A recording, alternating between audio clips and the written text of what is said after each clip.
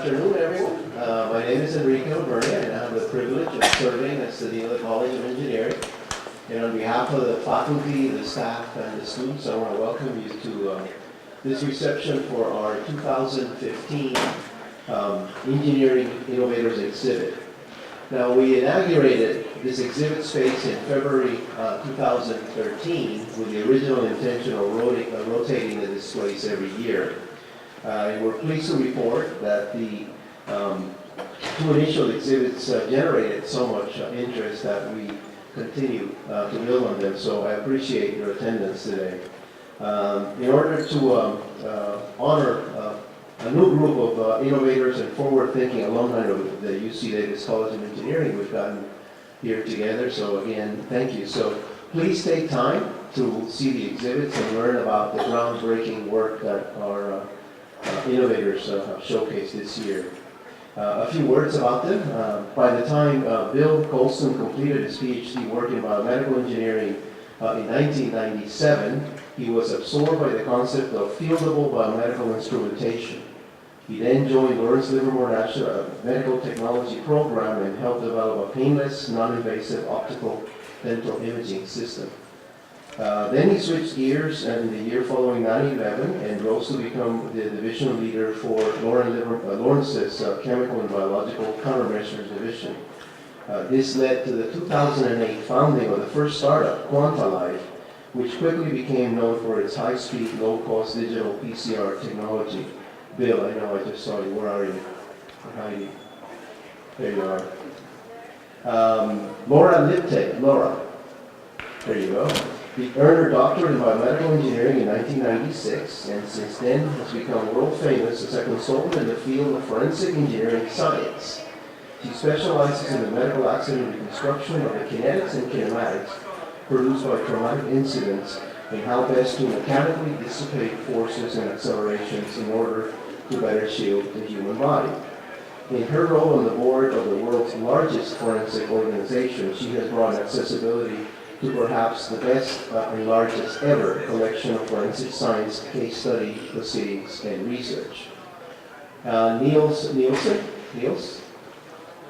Not here yet. So he earned his master's degree in material science and mechanical engineering in 1979, after which he spent 28 years with Hewlett-Packard. A productive and fascinating career which today often finds him dubbed the pioneer of inkjet technology. Niels was one of the key members of a tiny team based at HP's then new campus in Corvallis, Oregon, which developed and built the first thermal inkjet printer, HP's ThinkJet, which debuted in March of 1984. The ThinkJet in its 1998 descendant, the DeskJet, completely redefined the whole computer market. Alan Northrop, I just saw Alan. I gotta tell you, Alan's a great dancer at a recent event in Washington, D.C. Alan earned his doctorate in biomedical engineering in 1990 and spent 7 years as a research and scientist at the Lawrence Livermore National Laboratory. He subsequently founded two startups, Cepheid and Microfluidic Systems, which pioneered game-changing PCR lab-on-a-chip technology that could quickly detect airborne or lab-based biological samples. Today, Northrop heads his own consulting group, which he founded in 2011 as a vehicle to help large and small businesses grow in the biological detection field. Before moving on to our speaker this afternoon, I'd like to acknowledge the people who helped to organize this exhibit, which, as you can tell, entails quite a bit of effort. This is a fabulous team of both the college and the campus. Oliver Ramsey, Paul Dorn, Derek Van, Gail Scoop, Amanda Hong of our Development and External Relations Office, Mike Akahori, David Kellett of the staff of the Engineering Fabrication Lab, and I also would like to thank Kyle Monholen of the Nelson Gallery and our friends at the Jan Shrine and Maria Manetti Shrine Museum. So to all of you, thank you. Let me now turn these proceedings to our keynote speaker, Richard Chuang, a class of 1979 graduate in electrical engineering, whose innovative work in computer animation led to a Shared Technical Achievement Award. I mean, how many engineers do you know who end up with an achievement award at the Academy? You've likely seen the results of his groundbreaking efforts in the DreamWorks Shrek series, along with numerous other animated and live-action films. I don't know about you, I love Shrek, so I always think of Richard. Besides, it makes me a hero with my kids. Richard will discuss media technology, 35 years of change. Please join me in giving him a warm College of Engineering welcome. Richard.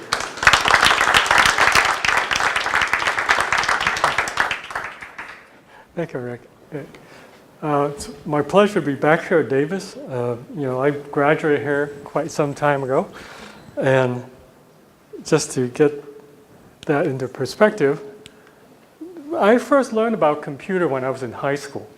I learned to program on the PP-8 by breaking into a computer lab while I was taking a summer science program for the National Science Foundation. And it was sort of a serendipitous moment where, I was taking it was a National Science Foundation summer program for a high school student on astronomy. And we needed to calculate orbital parameters for asteroid, which you had to do by longhand back then. And I was lazy, so I broke into the lab, got access to the PP-8, and wrote a program. First time ever wrote a program and did the calculation in BASIC, basically. And then I learned programming actually at UC Davis, not from the engineering department, nor from the computer science department, but at the computer center where they were giving class to operator. And they were teaching programming on Algol to the people who were running the center because they didn't really have much programming class at the engineering school at that point, mainly teaching Fortran, but I wanted to learn something different. So I learned Algol actually at the B6700 at the computer lab at UC Davis. Then the other computer I got started with, actually, some of you are old enough to remember Tech 4014 also I learned to use here at Davis. And I built my first computer in 1976. So that was a salt processor tech. That's how I got started in technology. But my main interest actually was in art. I was a painter. And engineering just happened to be where you can actually make a living. And it's hard to make a living in art. So I ended up here in Davis, which actually had a very excellent art program as well as engineering program. So after I graduated from Davis in 1979, I took my first job at HP Microwave RF Lab in Page Mill Road in Palo Alto. And for some of you who are old enough to remember, that's where Bill and Dave had their office. And I had the engineering desk closest to Bill and Dave's office before they retired. In fact, I was the last group that had an orientation dinner where Bill and Dave Packard showed up. So, which is quite historical in some way now that I look back at it. So that's how I got started in the industry, working in technology. The reason I took this job, by the way, is of all the places I interviewed, I had no idea what they were talking about, but they gave me a job, so I took it. So I was actually the first digital engineer in the microwave RF lab at HP. But after that, I had a chance, after 2.5 years there, to start a new company. I ran into a bunch of friends who were interested in making picture, because from my art background. So I formed a company called PDI with two other partners, Carl Rosendahl and Glenn Entis, in the early 80s.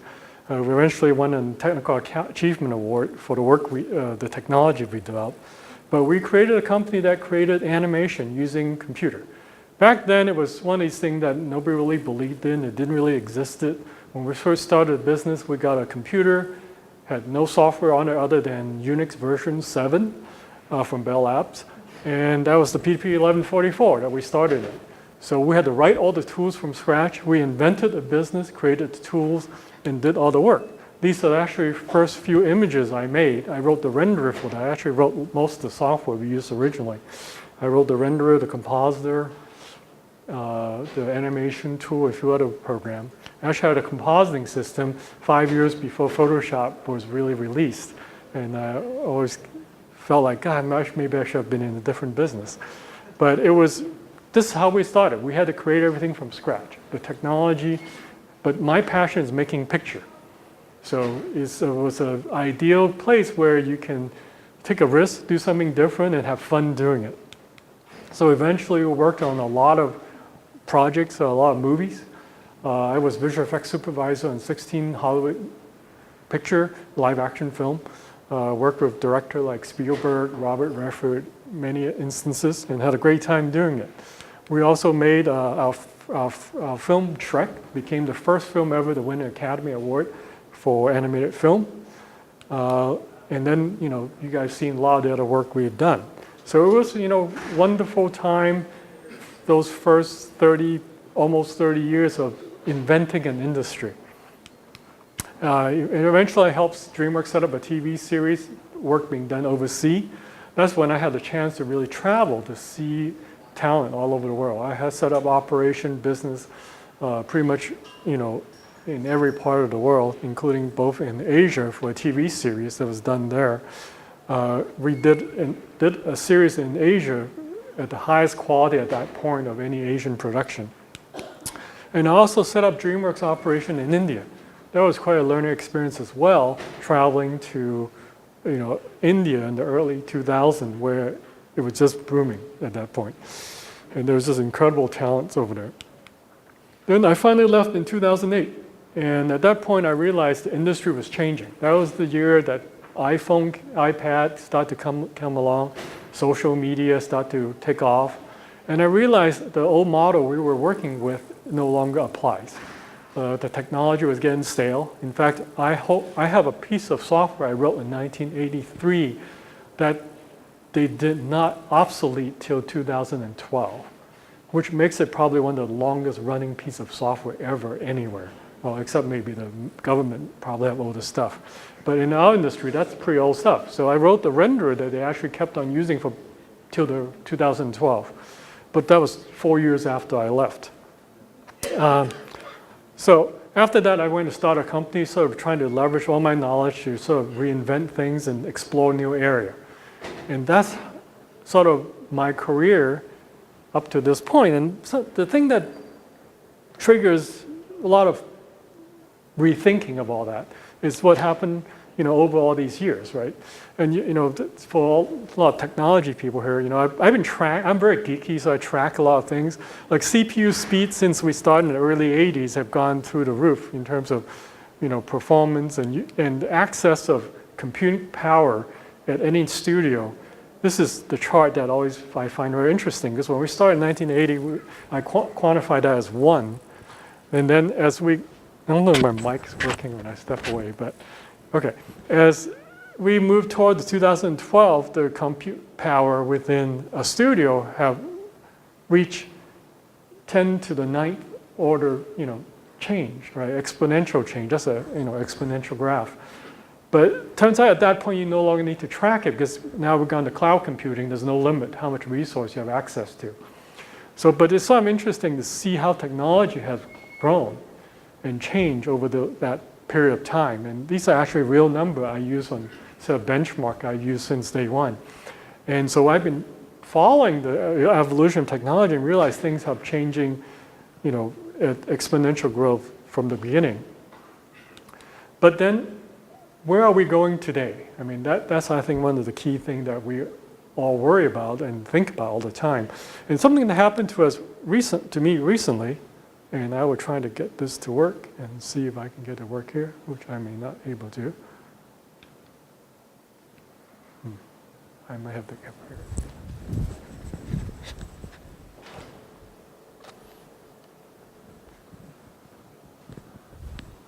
So DreamWorks decided to close the studio I founded last month. So all the people most of the people who worked there got together and we did a farewell. This made it to on the news, national news. But the studio, by the time they closed it, which was long after I left, but we had over almost 1,500 people that went through the studio. And most of them got back together for that one last day and said goodbye. It was a good point to reflect on how the industry changed. Right? We started from nothing and got to a point 35 years later, this year is our 35th anniversary, where it was closed. So the industry has gone through a real evolution cycle. And it made all of us look back at all of what we did and reflect on that change and try to get a better understanding of what happened. Right. The change not only happened to us, but in fact we were one of the latter studio to get closed down. Many other studios in recent years, some of the largest in our industry, in the visual effects CG animation industry, have gone through the demise. And people said, wow, that's astonishing. All these large studios, type in the CG content world, all sort of went belly up in some way. And what happened, right? Even though people think of us as being on the cutting edge, we're doing really cool stuff, but at some point you realize the industry have gone through is industry life cycle in many ways. It's hard to comprehend this in today's world, but you look back and traditionally all the automotive industry, many of the older industry, they all have gone through this cycle. And what's happening now is the technology we develop and the industry we develop in the computer animation field actually have gone now to the decline phase. It's not like the industry will go away forever, but the exciting time is over very quickly, right? In the old days, you think about the automotive industry, they gone through this astronomical growth and they reach certain maturity and it became a commodity. Same thing happening to the industry I came from. And a lot of technology companies will face the similar type of evolution. And that curve now, the time for that cycle is much shorter in today's world because the knowledge is dispersed so much more quickly to so many more people. And everybody now can do the same thing, right? Anybody can learn it, become efficient at it, and compete in it, which indicate the maturity of you can reach maturity much sooner. So we've gone through that in our industry. And in fact, I'm not the first one to talk about that. And one of the founder of Digital Domain, Scott Ross, gave a very detailed talk about this whole issue with what's happening in Hollywood. In fact, last year, I think 2,000 game studio closed in the United States, and a lot of the major computer animation and visual effects studio closed as well, because we actually gone past that maturity phase, and we now have started to see a decline of the initial group. It'll stabilize at some point to some different industry because of automations and cheap labor and all that. But the exciting time actually went through it in 35 years. It was very shocking to learn that. And one thing you realize when you go look back at any type of technology and industry is they will always hit certain limits. And I'll talk about the limits we face in our industry, which is very different than a lot of other industry. And some of the limits we face is 52 weeks. There's only 52 weeks in a year, and there's only so much time you can watch TV or movies. And in fact, in the movie industry, 52 weeks is not really the number because it turns out of the 52 weeks in a year, a lot of those weekends are not a good weekend to release film. So you actually end up with probably around 46 good weekends. The rest you can skip. So that means there's only 40 somewhat weekend good for you to release a hit. So there's a finite limit of number of weekends you can release a film. And also the 24-hour limits. I don't know about you guys. Last time I checked, I still only work 24 hours a day. And within that 24 hours, there's only so much time you can spend on entertainment, right? So again, limits. And then by your patience sitting in the film, you have a 90-minute limit how long you watch a film. And when you're in a mobile device, which is the new world we're facing now, content's all moving to a mobile device, right? And now you have 1-minute limits. People are sitting on the phone, between talking to their girlfriends and their parents or something, they only have a 1-minute window where they look at something, or you're waiting before a class start, or you're in the subway between stops. You actually have a very small time window where you're consuming content. And we're shifting from this where you can sit back and relax and watch a film at home for a long period of time to now you have shorter and shorter window to absorb your content. So that's fundamentally changing how we're building entertainment. And more people now are consuming content online, right? All the millennials are cutting the cord. They're no longer subscribing to cable TV. They're using the mobile device. I mean, we just had a conversation earlier today about how slow our internet is in the States, but the rest of the world have very fast internet, and they really consume almost of the entertainment on the mobile device. So that was a limit we face, right? To look at some of the cost structure, right? We make feature film, the Shrek type film. This is actually the low end. 300,000 to 500,000 per minute is the low end, where most film made. The higher end studio like Pixar and DreamWorks, we made film at $2 million per minute. Okay, so for the film you're enjoying for 70 to 90 minutes, it costs us $2 million per minute to create that film, right? In 2 to 6 year cycle. So I'm using just lower number here because they're more average. But on the high end, we spend millions of dollars per minute. Okay, on TV, you're about $10,000 to $30,000 per minute.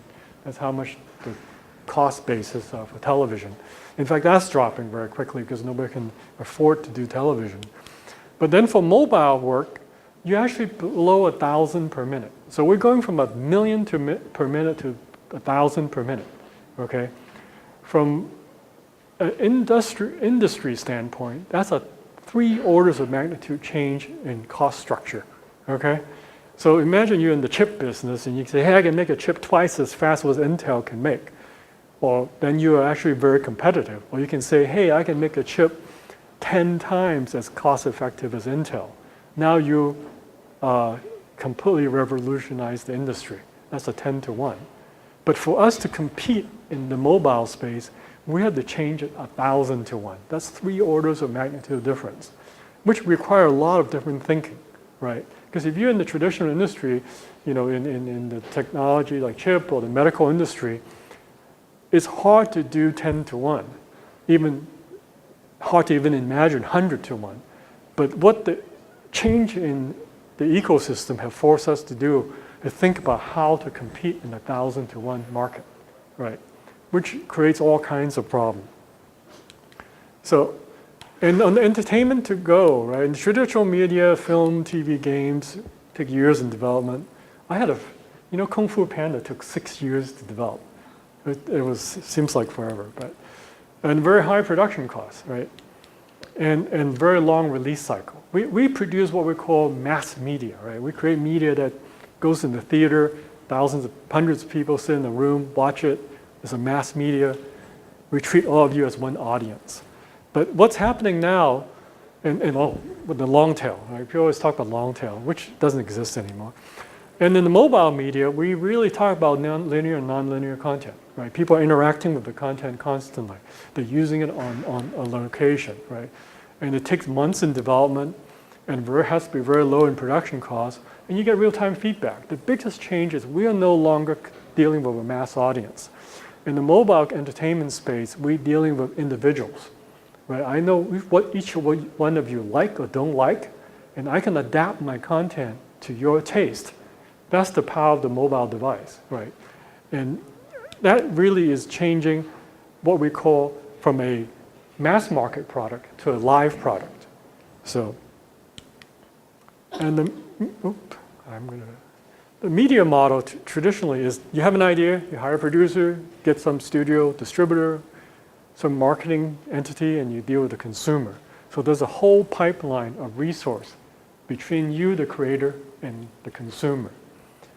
But what that's changing now to is I need to be able to take an idea directly to the consumer, right? That's the change we have to address. Not building the bigger studio, but how to reinvent the ecosystem where people can apply technology and know-how to bring the idea directly to the consumer in a very short period of time. So the old media model is, market-driven. There's a lot of independent filmmaker market. And the new model is big data, right? Because the nice thing about having a mobile device that you watch your content on, I have access to a lot of data, right? And I can mine that data and adapt my content to your taste.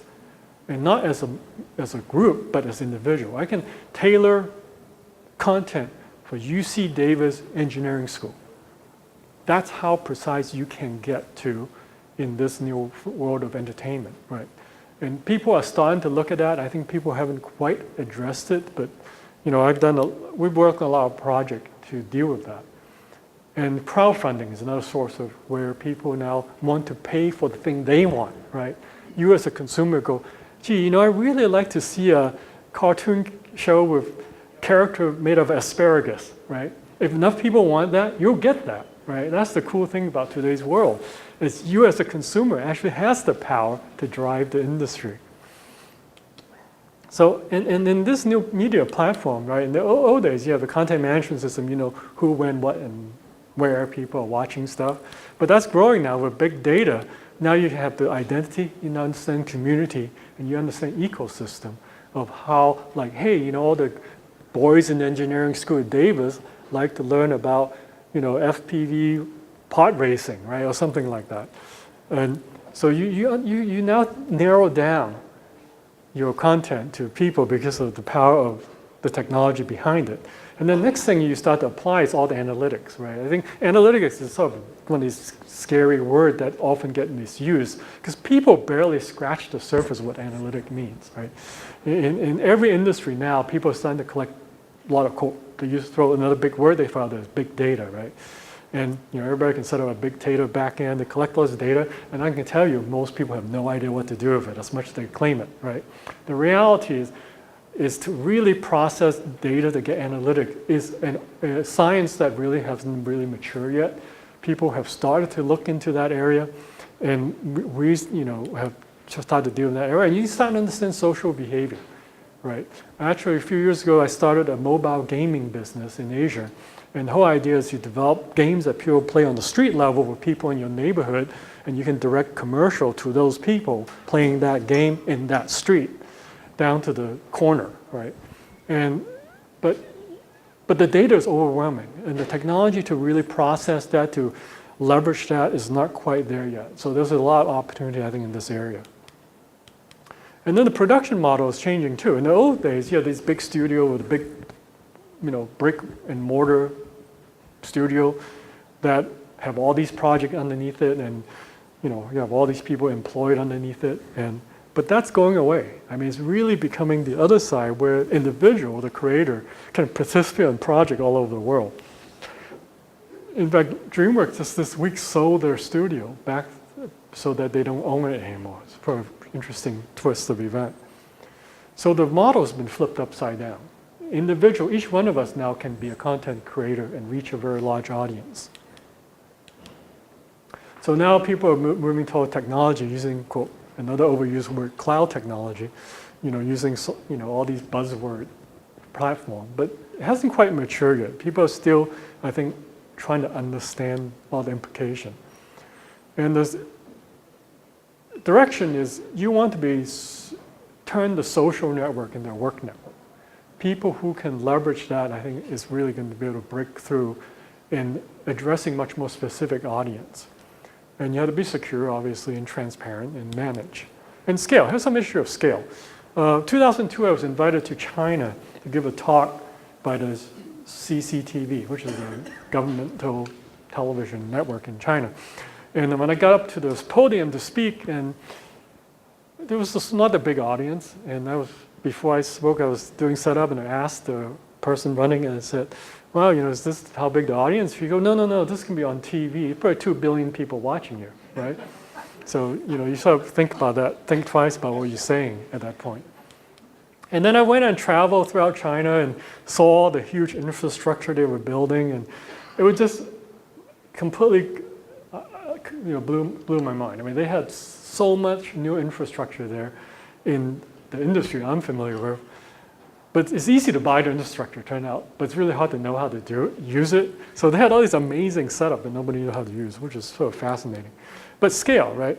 And today China have 375 million internet user. And you know, they had all these amazing statistics. But at the end, I won't quote you the statistic. You can read this yourself and find it online. But what's interesting is the scale is so different than what I'm used to from 10 years ago, right? And some of these new numbers, some of my friends in China, because I spend half my time in Asia now because of the business I'm in. And friends in Asia are telling me some of these big numbers. It's like, wow, that's scary. How do we address that, right? I had lunch with the CTO of Qi, that the video streaming group for Baidu. He started the video streaming business, went from 0 to 500 million view in 3 years, right? And you think about, wow, how do you build such an infrastructure, right? And they did it. And actually, a funny story is one of my friends from one of this industry, they said, hey, we used to steal our stuff from the US, but we don't do it anymore because your infrastructure is no longer big enough to support us, right? So the world is growing by leap and bounds, right? Some of these numbers you see out there are just crazy. But you have to be able to adapt to it. So I've been working with a lot of state-of-the-art technology, and I don't know how I'm doing my time here.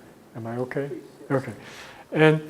And trying to reinvent myself, right? One thing you learn when you get hit by all this is you have to constantly learn something new, right? As I showed you earlier, my industry sort of plateaued, and now to learn to move into new industry, right? But I'm still good at the stuff I'm good at. So like a lot of the things I'm learning, I can't figure out how to play the video.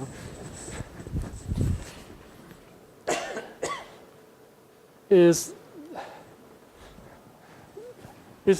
developing new ways of creating content. Right here we're working with real-time technology where we actually can create real-time content that are very high quality, driving character in real time, using very low cost.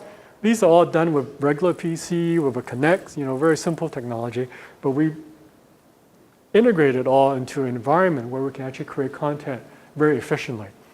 Actually, we actually did a live show. This is actually part of one of the live shows we did last year, where we actually generating these characters in real time, and the performers actually being captured with a very low cost performance capture system, that literally costs a few $100.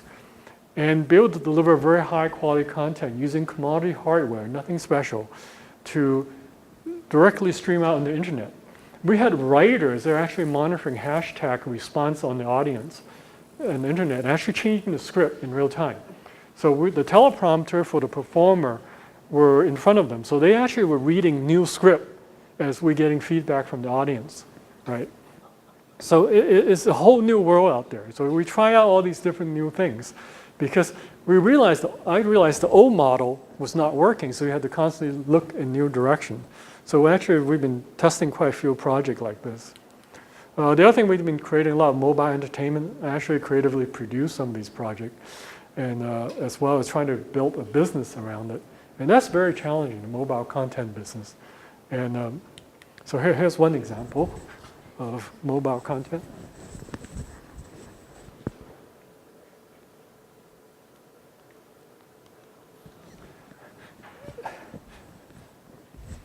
So this is providing content that, sorry, it's not playing that smooth right now, but that goes on your phone, right? These characters look really cute and really effective on your phone. So what we're trying to do is test a new market with content that are very cost effective to create, but they're done for very short viewing time frame, right? These are all content generated to fit in a under 1 minute time frame. So I spend like 2 years, every week as a creative producer, working with a bunch of writers and how to write this stuff. And it's really twists your mind a little bit, because coming from the old school where we take 6 years to make a movie, now we're moving to where we had to create content every day that deliver within a couple hours, right? So you have to constantly challenge yourself to relearn everything. I think that's the one thing I've learned is, having done this for so long, I realize I know really nothing, so I have to relearn everything. And not only in the creative space, but also in just the technology as well, right? I carry around with me on my iPad a whole bunch of Coursera courses, where I'm constantly learning stuff, because I realize from where I started, being a geek in the late 80s, the technology have changed a lot, right? The other day, I just as an experiment, I set up a whole web business in 3 hours from scratch. That's where technology allows you to do today, right? And so if I kept my knowledge from when I graduated from school and not continue to learn, it wouldn't have worked too well, right? And so I'm constantly learning all this stuff. And the other area I'm working on now is augmented reality, right? These are all, I wish I can show you all this, because it's hard to show on the screen, because you have to hold your tablet and hold it over. This is a children's book that has flower growing out of a character you can play with. That's actually a whole riot scene acted out in real time in 3D as augmented reality on the newspaper. right? Actually, I have that with me. If anybody want to see it after this, I can show it to you. So there's all these really cool things you can do now with technology that you couldn't even imagine back then. I mean, you could imagine it, but you couldn't do it practically. But what's changed recently is the technology allows you to do this in a cost-effective way. So there's all these changes that's happening in how people are bringing information to you. It's also entertainment to you. But to get there, you have to reinvent your thinking all the time. Because like, all the skill I learned building one of the most successful animation studio in the world didn't help me at all doing this stuff. I actually had to unlearn all my bad habit, right? And that was really shocking, right? You figure you do something for close to 27 years, you got pretty good at it, right? And okay, maybe you won a few awards, people are patting you in the back, but that's worth nothing. The world's changing so quickly. So you actually strip back down naked and you have to relearn everything.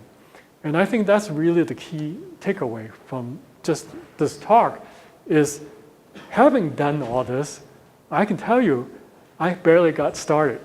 And I'm constantly learning and re-educating myself in facing up this challenge, right? We're moving from building factory to building studio that fits in your home. Right? You can sit in your home and create studio. We're finally at a point now where we can combine art and science comfortably, right? There's no longer that barrier between technology and art. You know, when I first started my studio, I used to go around to school. We organize what we call blind dates between the engineering department and the art department. Because most of the engineering department and art department don't talk to each other. We'll go to all these big universities back east, and we have these blind date lunch where we invite people from both departments, bring them in, they go, who are you, right? But we help bridge that gap. And finally, I think it's good to see finally after all these years that bridge has been built. You can cross that easily in either direction. But the nice thing now, you have the social collaboration, right? I can go online and reach people all over the world and create something. And then you have to, manage all that distributively. And the last two things, something that hasn't been solved, I don't know if you guys are smart enough to solve it. I have terrible time solving it. Is the whole international IP protection issue and then global payment issue. I don't know, you might think that's easy to pay people. It's not so easy to pay people around the world. I have operation in multiple cities in Asia, and the tax law, the banking system are still all working against you. And you think some systems are backward, the banking system is very backward. So, but again, those are, I think, some of the challenges ahead. And the key is for content, it needs to be fresh, social, mobile, and reactive. We have to react to your taste here and now. We can't wait a few years for that. So, and the big change we all have to accept is creative, has to be creative, efficient, global, and it has to be connected. We are connecting to individually to each one of our consumers. We're no longer dealing with a mass audience. And technology has bridged that gap, and that's where we're going, moving forward. So, thank you.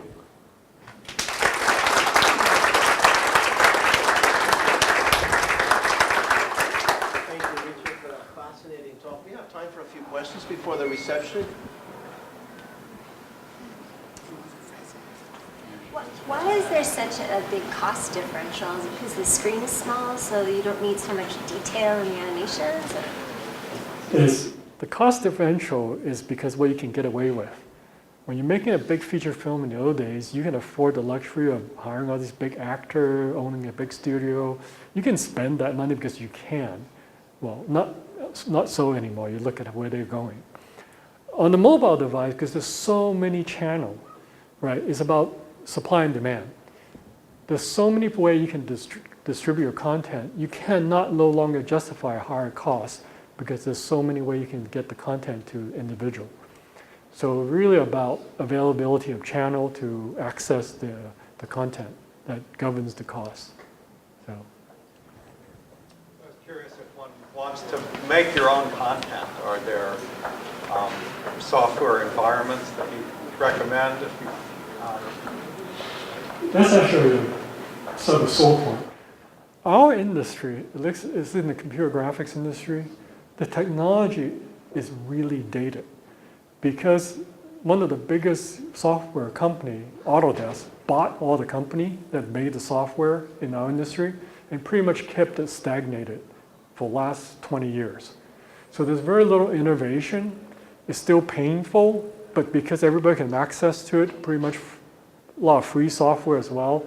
So the technology has not really innovated because people, I guess about 15 years ago, decided there's no money in software, gave up developing new software. So which is sort of sad. But again, you can access it pretty cost effectively, but it's really painful, I hate to say. If you were a high school senior and you were trying to think about what you wanted to do with the next 2 decades of your life, how would you go about educating yourself to prepare for that? I can reflect on that because I have 2 kids that just graduated high school and just been in college. My daughter just started her first year. What I encourage people to do is really learn how to learn, because you're moving into a world now where you will never stop learning. You think you would learn something and have a career the rest of your life. That's really unlikely to happen. I mean, you go to Silicon Valley now and every young kid you see running around between company, they'll tell you, what they did last week is not what they're doing this week. They're constantly reinventing themselves.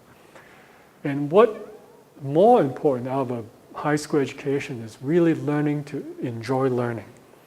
Because you might say, hey, I want to be one specific area. You might have that passion, but really focus on learning the skill to learn. Because going forward, there's so much new things you need to learn, and you'll never stop learning. So I think that's my advice to a lot of kids. And I told the same thing to my kids. I look, you might want to be certain things, but at the end, your initial education is about having the tool set so you can adapt. And I think high school kids now get too focused on wanting a specific career or doing well in certain tests, and they don't come properly equipped with the skill to learn. And I think that's a big challenge for our education system. What would your major be if you were to start over? I don't have a good insight into what the curriculums are. I think actually a good major would be undeclared, going into college. Then you are not forced to go into any specific area, but actually you get a taste of many different things, right? And my daughter just complained to me that, oh, Dad, I want to be a bio major, and they forced me to take all these courses. I don't have time to take any other course, right? And she's just a freshman in college, right? And that's really sad, because like that at that point in your life, you can learn so much, and you can open your eye. You're much easier to open your eye to new things, right? The older you get, the less able you are to learn new things. So I think that's a challenge. So please join me in thanking Richard. I continue to engage him during the reception, which is right here, as well as the rest of our folks honored today that will be here. I'm sure they'll enjoy chatting with you. Richard, this is a small token. Thank you. I can assure you, folks, that all you see today is... Thank you very much.